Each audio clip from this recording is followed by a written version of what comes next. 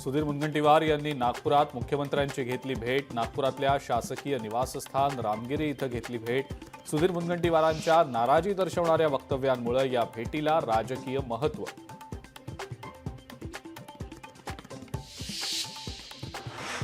धामणी प्रकल्पग्रस्तांच्या विविध वसाहतीमधील नागरी सुविधांचं लोकार्पण। पालकमंत्री प्रकाश आंबेडकरांच्या हस्ते झालं लोकार्पण।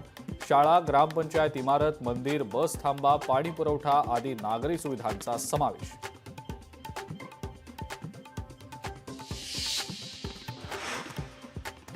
मुंबईतली नालेसफाईची कामं अपूर्णच। मुंबईतल्या नाल्यांमध्ये कचऱ्यांचा ढीग। नालेसफाई करण्याची मुदत संपत आली तरीही नाले साफ नाहीतच।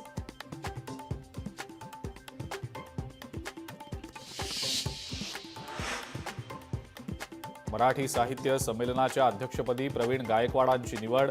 31व्या अखिल भारतीय साहित्य संमेलनपदी नवोदित अध्यक्षपदी निवड।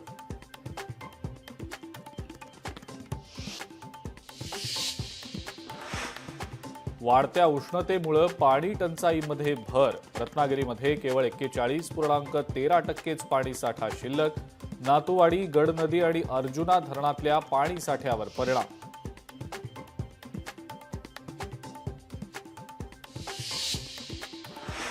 अहिल्यानगरमध्ये दुचाकी चोरणाऱ्या टोळीचा पर्दाफाश। पोलिसांकडनं 2 जणांना अटक तर चोरट्यांकडनं तब्बल 15 दुचाकी जप्त।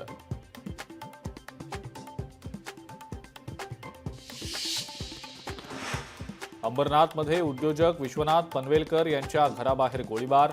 अज्ञातांकडनं गोळीबार केला गेल्याची माहिती। पोलिसांचा तपास सुरू।